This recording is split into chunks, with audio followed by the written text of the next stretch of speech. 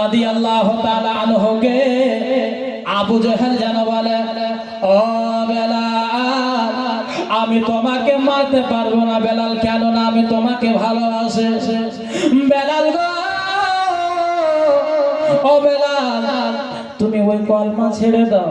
বেলাল গো, তোমাকে কি দিয়েছে যার জন্য তোমার এত মায়া, এত বড় দয়া? বেলাল গো, ও বেলাল, তুমি কলমা ছেড়ে দাও। বেলাল, যদি তুমি কলমা ছাড়ো গো, তাহলে আমি উমাইয়াকে বলে এত টাকা পয়সা দিলাম, তুমি 14 পুষ্পান তোমার বসে খাবে, কিন্তু তোমার টাকা পয়সা শেষ হবে না।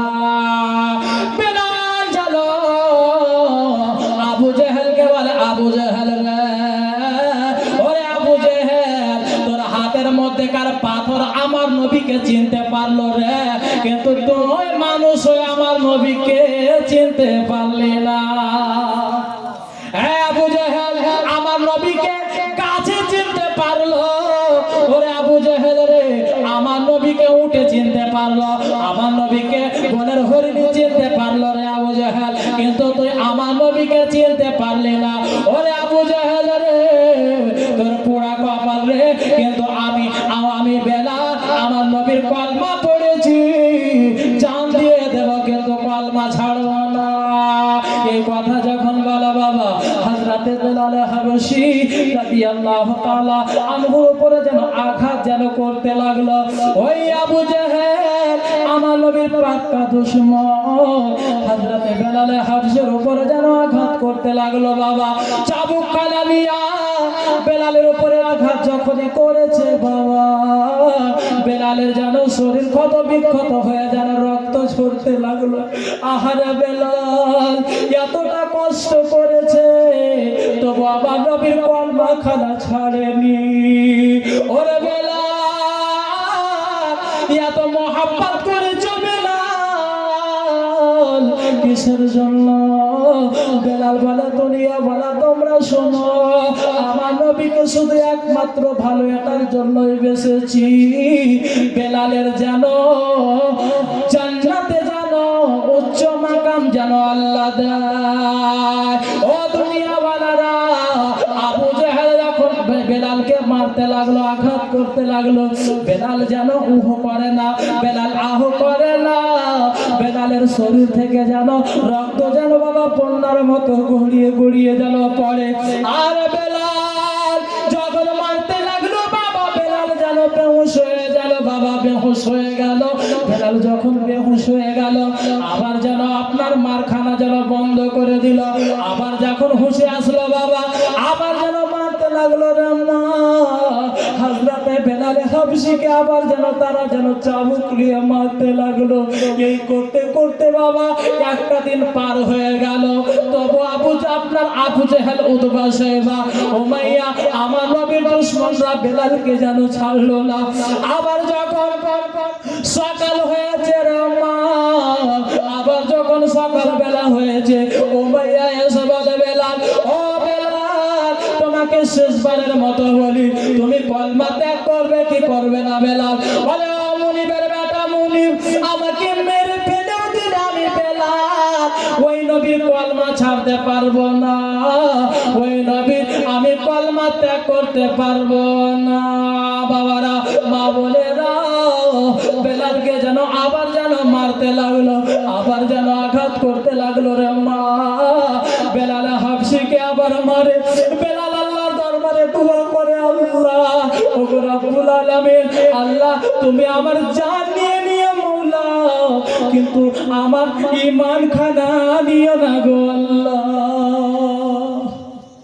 বেলাল হাবশী থেকে দোয়া করছে, আল্লাহ তুমি আমাকে মরণ দিয়ে দিও, কিন্তু নবীর ঈমান নিও না আল্লাহ, আমার মধ্যে থেকে নবীর প্রেম ভালোবাসা ছিনাতে যেন না পারে আল্লাহ। বেলাল হাবশী যেন কেঁদে কেঁদে দোয়া করে, রব্বুল আলামিন, আল্লাহ গো, ওই নবীর প্রেমে, ওই নবীর মহব্বতে আল্লাহ আমি নিজের জান কুরবান করে দেব, কিন্তু কলমা ছাড়বো না। এত অত্যাচার বাবা, তার সত্ত্বেও ওই নবীর দুশমনেরা থামেনি। বেলাল হাবশী রাদিয়াল্লাহু তাআলা আনহুকে বাবা যেন হাত থেকে দড়িখানা রশ্মিখানা খুলে যেন বাবা ওই মরুভূমির এলাকা যারা হজ করতে যায় বাবা তাদেরকে জিজ্ঞাসা করবেন যে হাজী সাহেব কোন বলো গো মক্কা শহরের পাথরগুলো কেমন আপনার যেন গরম হয় বাবা তারা বলবে মক্কার পাথর রেত বালিগুলো এত গরম হয় যদি ওই জায়গাতে যদি পানি গরম করতে দেওয়া হয় মুহূর্তের মধ্যে গরম হয়ে যাবে ও দুনিয়াওয়ালারা বন্ধুরা মা বোনেরা বাবাজি ও ভাইরা হযরতে বেলাল হাবশীকে ওই উমাইয়া যেন বাবা গো আপনার যেন গরম বালি বাবা এত গরম বাবা গো হাত যদি রাখা যায় সঙ্গে সঙ্গে হাতখানা যেন আপনার হাতের চাম যেন ছিঁড়ে পড়ে যাবে গলে যেন পড়ে যাবে বাবা ওই দুশমনেরা আমার নবী পাকের দুশমন হযরতে বেলাল হাবশী রাদিয়াল্লাহু তাআলা আনহুকে তারা এত আপনার যেন কষ্ট দিয়েছে বাবা আহারে হযরতে ওমর ইবনে আস রাদিয়াল্লাহু তাআলা আনহু যিনি বলেন আমি দেখতে পেলাম বেলালকে যেন তারা উত্তপ্ত বালির উপরে তাকে যেন চিৎ করে যেন শুইয়ে দেওয়া হলো বেলালকে যেন চিৎ করে শুইয়ে দিল রে মা আর বেলালের যেন উপরে যেন গরম পাথর রেখে দেওয়া হলো বেলাল যেন একটুকু যেন ছটফট যেন করতে না পারে বেলাল যেন একটুকু যেন হিলাদুলা যেন করতে না পারে আহারে বেলাল হযরতে বেলাল আল্লাহর দরবারে দোয়া করে মাওলা তুমি আমাকে মরণ দিয়ে দিও মাওলা কিন্তু আমার নবীর কলমা যেন আমি না ছাড়ি আল্লাহ আমার নবীর নাম যেন জপে যাই আল্লাহ আল্লাহ যেন বলে যাই বেলাল হাবশী হযরতে বেলালকে বাবা উত্তপ্ত বালির উপরে যেন শুইয়ে দেওয়া হয়েছে রে মা ওই উত্তপ্ত বালির উপরে শুইয়ে দিয়ে গরম পাথরগুলো যেন বেলাল হাবশীর উপরে যেন চাপিয়ে দেওয়া হয়েছে বন্ধুরা আমার বেলাল হাবশী যেন বাবা বেহুশ হয়ে গেল বাবা গো সন্ধ্যার সময় আবার তাকে ওই জায়গা থেকে তোলা হলো কিতাবের মধ্যে লেখা আছে রে মা বেলাল হাবশীর চামগুলো এমন হয়েছিল রে মা যদি একবার যদি টানা যেত শরীরের সমস্ত চাম যেন ছুটে যেত রে মা আহারে বেলাল তার সত্ত্বেও আমার নবীর কলমা ছাড়েনি আমার নবীর ওয়াফাদার হয়ে দেখেছে ওই বেলাল হাবশী যেন বাবা এতটা কষ্ট সহ্য করেছে তার সত্ত্বেও ওই কাফিরেরা তার সত্ত্বেও নবীর দুশমনেরা বেলালকে ছাড়েনি বাবা হযরতে ওমর ইবনে আস রাদিয়াল্লাহু তাআলা আনহু তিনি বলেছেন বাবা আমি রাস্তা দিয়ে যাচ্ছিলাম দেখতে পেলাম বেলালের উপরে যেন ওই উমাইয়া আর উমাইয়ার সঙ্গীরা যেন বেলালের উপরে যেন অত্যাচার করতে আছে ও বেলালের বন্ধুরা মা বোনেরা বেলালের উপরে যেন অত্যাচার করতে আছে ওই সাহাবী যেন দেখতে পেল রে মা বেলালকে বলে বেলাল এবার কলমা ছাড়বে বেলাল বলে না কলমা ছাড়বো না বেলাল শুধু নবী নবী নবী নবী বলে যায় বেলাল শুধু আল্লাহ আল্লাহ আল্লাহ আল্লাহ নাম জপে যায় বেলাল আর কিছুই যেন বলে না যখন আমার নবীর নাম জপে বাবা আবার তারা রেগে যায় ওই সাহাবী দেখতে পেল বাবা হযরতে বেলালের যেন কাঁধে চেপে গেল গো কাঁধে চেপে যাওয়ার পরে কোন রিওয়ায়াতে বলেছে বুকে চেপে গিয়েছিল বুকে চেপে যাওয়ার পরে বেলালের গর্দনখানা গলাখানা টিপে এমন ভাবে আপনার টিপে ছিল বেলাল সঙ্গে সঙ্গে যেন বেহুশ হয়ে গিয়েছিল বাবা ওই সাহাবী মনে মনে ভাবলেন যে মনে হয় বেলাল মরে গেল বেলাল মনে হয় ইন্তেকাল করে গেল তার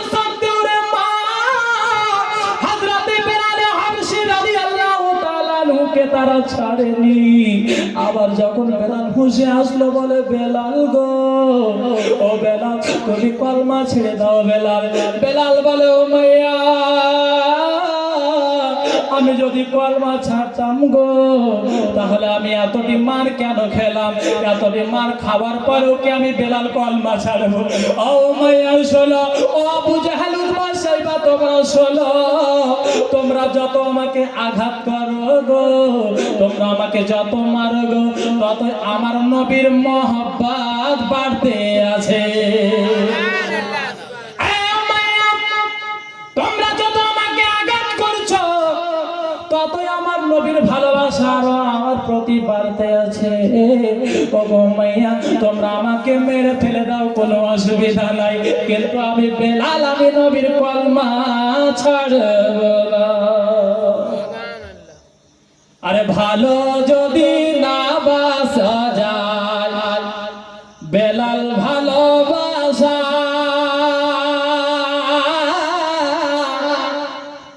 আর ভালোবাসা, আর ভালোবাসা না বাসা যায়, আর ভালো যদি না বাসা যায় বেলাল ভালোবাসা, তবে মরণ বুকে মিটে কে যায় তোমার দেখার আশা গো নবী, তোমার দেখার আশা। আমার প্রাণের দয়ার নবী, দাও না কেন দেখা, তোমায় ছেড়ে আর কত কাল থাকবো নবী একা, নবী গো থাকবো একা একা। শোনে রে আকাশ, শোনে রে বাতাস, শোনে রে আকাশ, শোনে রে বাতাস, হারালাম মোর নবী,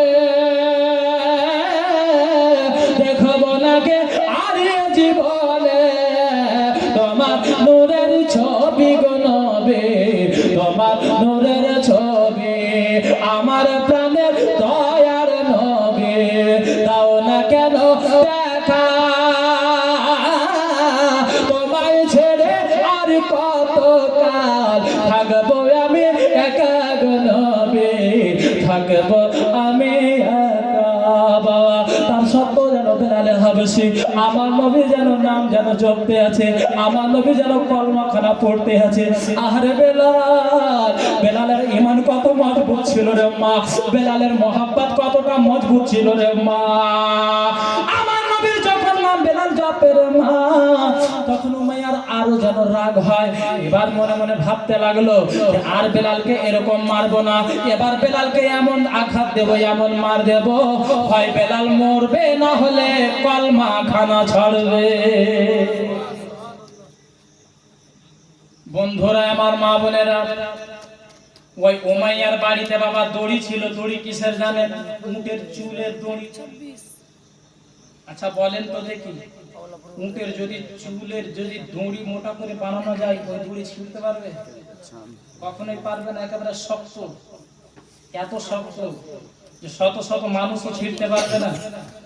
উটের আপনার চুলের দড়ি। মক্কার দুষ্টু ছেলেদেরকে ডাক দিল, তোমরা এদিকে এসো।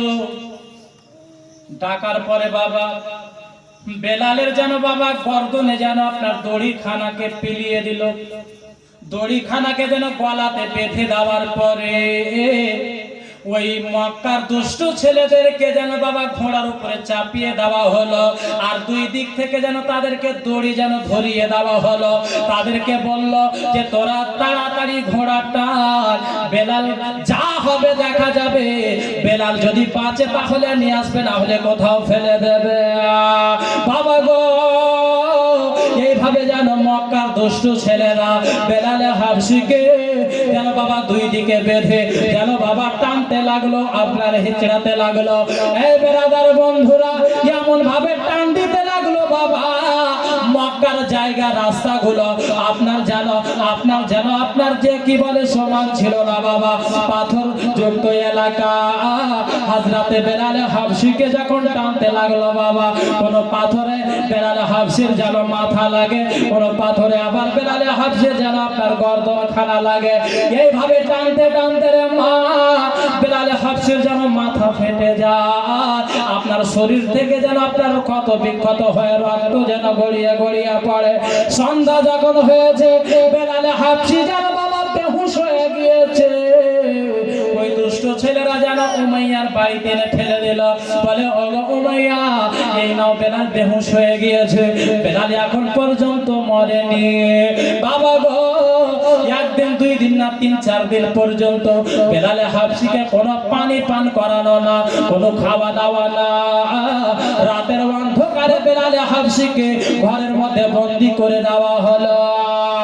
বেলাল যেন ওই ঘরের মধ্যে অন্ধকার ঘরে, বেলাল যেন বাবা নিরিবিলি জায়গাতে আল্লাহর দরবারে দোয়া করে, মালিক তোমার নবীকে ভালোবেসে আল্লাহ যদি এতটা কষ্ট সহ্য করতে হয়, কষ্ট যদি হয় আল্লাহ আমি কষ্ট সহ্য করে নেব। ওগো আল্লাহ, আল্লাহ এরা যতই কষ্ট থাক না কেন আল্লাহ তোমার নবীর মহব্বত আমি কষ্ট সহ্য করে নিতে রাজি আছি।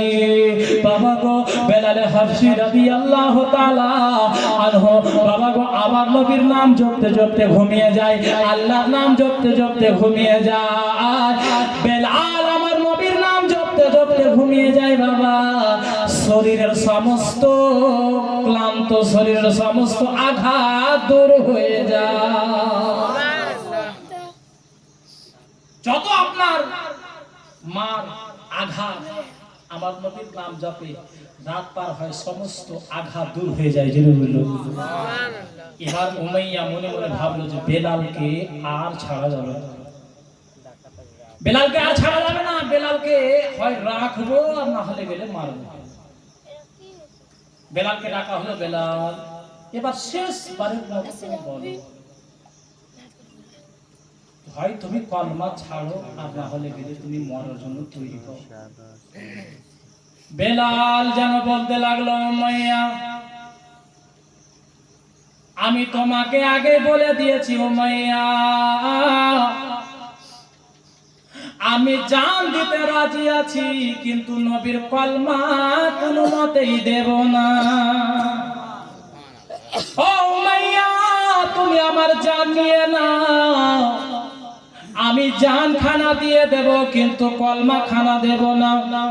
এই কথা যখন বলা বাবা, বেলালের হাত এবং পা দড়ি দিয়ে বেঁধে দেওয়া হলো। বেলালের হাত পা বেঁধে দেওয়ার পরে যেন বাবা উনুনে যেন বাবা একটা লোহা, একটা শিক যেন গরম করতে লাগলো রে মা। ওই আপনার লোহা শিকটা গরম করতে লাগলো। বন্ধুরা আমার, মা বোনেরা, ওই শিকটা এত লাল হয়েছে মা, সূর্যের মতো লাল হয়েছে। যখন লাল হওয়া বাবা বেলালকে বলে, বেলাল তুমি এই মুখ দিয়ে তুমি আমাদের দুশমনের নাম জপো, তুমি এই মুখ দিয়ে বেলাল আব্দুল্লাহর বেটা মুহাম্মাদের নামখানা পড়ো। ও বেলাল আর তোমার এই মুখখানা রাখবো না, ও বেলাল আর এই তোমার মুখখানা রাখবো না, না থাকবে বাস না বাজবে বাঁশরি। ও বেলাল আর তুমি তোমার নবীর নাম নিতে পারবে না, আর আব্দুল মুত্তালিবের পোতার নাম নিতে পারবে না, আব্দুল্লাহর বেটার নাম নিতে পারবে না, শেষ জামানার শেষ নবীর নাম নিতে পারবে না। এই কথা বলে বাবা বেলালের জিহ্বা খানা যেন টানা হলো, বেলালের জিহ্বা ধরে যেন বাবা মুখ থেকে যেন বের করেছে গো। যখনই আপনার বের করার মা ওই আপনার গরম শিকটাকে জিহ্বাতে লাগিয়ে দেওয়া হয়েছে। এত গরম শিক, এত গরম লোহা বেলালের জিহ্বাতে লাগানো হয়েছে রে মা। বেলালে হাবশি আল্লাহ বলে চিৎকার দিয়ে বেলাল বেহুশ হয়ে পড়ে গেলেন। তবুও ওই কাফিরেরা, নবীর দুশমনেরা আমার বেলালকে ছাড়েনি রে মা। কতটা কষ্ট সহ্য করেছে, কতটা আঘাত যন্ত্রণা বেদনা সহ্য করেছে ওই বেলাল। বন্ধুরা আমার, মা বোনেরা, এতটা আঘাত সহ্য করেছে বাবা। ওই বেলাল আবার যখন হুঁশে আসলো বাবা, বন্ধুরা মা বোনেরা, আবার যেন শিক লাগানো হলো, আবার বেহুশ হয়ে গেল। বেলালের বন্ধুরা হযরতে আবু বকর সিদ্দিক রাদিয়াল্লাহু তাআলা আনহু ওই রাস্তা দিয়ে যেন বাবা যাচ্ছিলেন, শুনতে পেলেন যে ওমর যেন হযরতে বেলাল হাবশির উপরে যেন অত্যাচার হচ্ছে, উমাইয়া যেন তার গোলাম বেলালের উপরে যেন অত্যাচার করতে আছে। আবু বকর শোনার সঙ্গে সঙ্গে যেন আর সহ্য করতে পারলেন না, সঙ্গে সঙ্গে যেন উমাইয়ার কাছে চলে গেল। যাওয়ার পরে বলে, উমাইয়া তোমার মধ্যে কোনো মনুষ্যত্ব বলে কোনো জিনিস আছে কি? ও উমাইয়া, তুমি মানুষ না জানোয়ার, যে তুমি একটা গোলামের উপরে এভাবে অত্যাচার করছো। এইভাবে তুমি একদিন নয়, দুই দিন নয়, 3-4 দিন থেকে ধারাবাহিক ভাবে তুমি অত্যাচার করো। ও উমাইয়া, তোমার মধ্যে দিল বলে কোনো জিনিস আছে কি না? যখন এইভাবে বলেছে বাবা, উমাইয়া বলতে লাগলো, ও আবু বকর, তোমাকে কেন চোট লাগে? যদি চোট লাগে তাহলে নিয়ে নাও, যদি চোট লাগে আমার গোলামকে তুমি কিনে নাও। আমি আমার গোলামকে কিনেছি, আমি আমার গোলামকে মারি চাহে রাখি, আমার ব্যাপার। হযরত আবু বকর সিদ্দিক রাদিয়াল্লাহু তাআলা আনহু তখন বললেন, তার কাছে একটা রুম শহরের একটা গোলাম ছিল, মোটা তাজা, আর বেলাল হাবশি একেবারে দুবলা পাতলা কালো বেলাল। সুবহানাল্লাহ। উমাইয়া যখন বললেন, বাবা আবু বকরের কাছে একটা মোটা তাজা রুম শহরের একটা সান্তাত নামে একটা দাস ছিল, গোলাম ছিল, তাকে অনেকবার বলেছে তুমি কলমা পড়ো, কলমা পড়ো, কিন্তু কলমা পড়েন, কলমা পড়েন। উমাইয়াকে বলতে লাগলো, উমাইয়া শোনো, বেলালের পরিবর্তে আমি আমার এই মোটা তাজা আমি গোলাম তোমাকে দিচ্ছি, আর সঙ্গে তোমাকে অনেকটি দিনার দিচ্ছি, এই না, আর তুমি বেলালকে আমার হাওয়ালে করে দাও। জোরে বলুন সুবহানাল্লাহ। বেরাদার বন্ধুরা আমার, বেলাল হাবশি রাদিয়াল্লাহু তাআলা আনহুকে হযরত আবু বকর সিদ্দিক রাদিয়াল্লাহু তাআলা আনহু যেন বাবা ক্রয় করে নিলেন। উমাইয়া বলতে লাগলো, আবু বকর, আমি তোমাকে শ্রদ্ধা করতাম জ্ঞানী মানুষ বলে, আমি তোমাকে শ্রদ্ধা করতাম সম্মানীয় ব্যক্তি বলে, আবু বকর তোমাকে শিক্ষিত মানুষ বলে তোমাকে শ্রদ্ধা করতাম, কিন্তু আজকে বুঝে গেলাম তোমার মতো মোটা বুদ্ধা আর দুনিয়াতে না। বন্ধুরা আমার, মা বোনেরা, যখন উমাইয়া এই কথা বলল, আবু বকর সিদ্দিক রাদিয়াল্লাহু তাআলা আনহু বলে, বে উমাইয়া, কে মোটা বুদ্ধা, কে বোকার, কে চালাক আমার আল্লাহ তাআলা ভালো জানে। কিন্তু উমাইয়া, আজকে যদি তুমি বেলালকে বিক্রি করার জন্য, আজকে যদি আবু বকরের জীবনের সমস্ত টাকা পয়সা ধন সম্পত্তি যদি চাইতে, তাহলে আবু বকর বেলালের পরিমাণে বেলালকে আজাদ করার জন্য আবু বকরের সমস্ত প্রপার্টি টাকা পয়সা দিয়ে দিতাম। বন্ধুরা আমার, এই কথা বলি আরে মা, হযরতে বেলাল হাবশিকে সঙ্গে করে নিয়ে চলে গেলেন আমার নবীর দরবারে। বাবা, আমার নবী শুনতে পেয়েছেন বেলালের উপরে অত্যাচার হতে আছে, আমার নবী বেচैन হয়ে গিয়েছে, কখন আমার বেলালকে আজাদ করে নিয়ে আসবে। আবু বকর নিয়ে গেল হযরতে বেলালকে, বেলাল হাবশি রাদিয়াল্লাহু তাআলা আনহু যাওয়ার সঙ্গে সঙ্গে রে মা, আমার নবীর কদমে পড়ে গেলে আর বলতে আছে, ইয়া রাসূলুল্লাহ, নবী গো, আমি আপনার কলমা পড়েছি ইয়া রাসূলুল্লাহ, হুজুর গো, আপনার কলমা পড়ার জন্য হুজুর আমাকে এতটা মার মেরেছে, আমাকে আঘাত করেছে, কষ্ট দিয়েছে। এই কথা যখন বলারে মা, আমার নবীর চোখ দিয়ে যেন আপনার মতির মতো টস টস করে যেন জল গড়িয়ে গড়িয়ে পড়ে। আমার নবী মুস্তাফা বেলালকে যেন উঠালেন রে মা, বুকে জড়িয়ে ধরছেন তো বাবা। বেলাল আহ করে উঠল। বেলাল যখন করেছে বলে, ইয়া রাসূলুল্লাহ, আপনি যে জায়গাতে হাত দিয়েছেন হুজুর, এই জায়গাতে আমাকে এত মেরেছে, দেখেন একটা জায়গাও ফাঁকা নাই হুজুর, ফেটে ফেটে রক্ত বের হচ্ছে। আমার নবী মুস্তাফা সাল্লাল্লাহু তাআলা আলাইহি ওয়াসাল্লাম বেলালের যেন কত বিকট জায়গা থেকে আবার নবীর চোখ দিয়ে যেন ঝরঝর করে যেন পানি গড়িয়ে যায়। কিন্তু বেলাল আমার নবী হচ্ছেন ডাক্তারেরও ডাক্তার, জোরে বলুন সুবহানাল্লাহ। আমার নবী মুস্তাফা সাল্লাল্লাহু তাআলা আলাইহি ওয়াসাল্লাম নিজের থুথু মোবারক দিয়ে রে মা বেলালের ক্ষত বিক্ষত জায়গাতে লাগায়, আর ওই জায়গাগুলো সঙ্গে সঙ্গে ভালো হয়ে যায়। আমার নবীর থুথুর বরকতে বেলালের কাটা জায়গাগুলোতে যখনই লাগাচ্ছে সঙ্গে সঙ্গে ভালো, জোরে বলুন সুবহানাল্লাহ। তাহলে ওই নবী কি আমাদের মতো হতে পারে?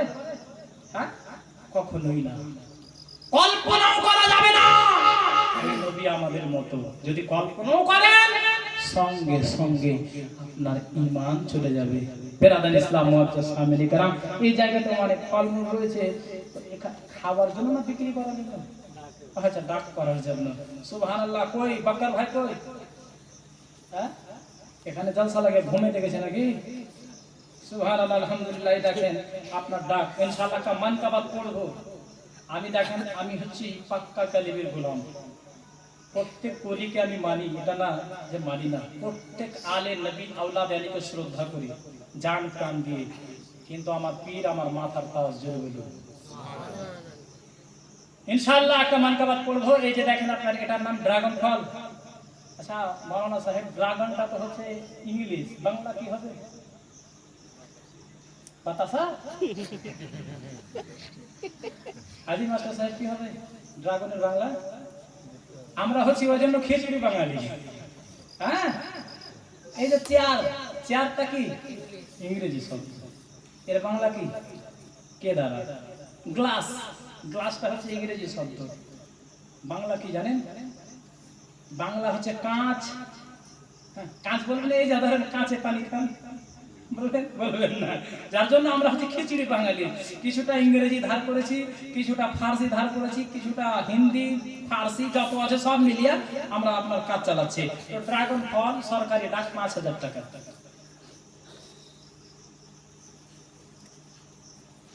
সরকারি ডাক ৫,০০০।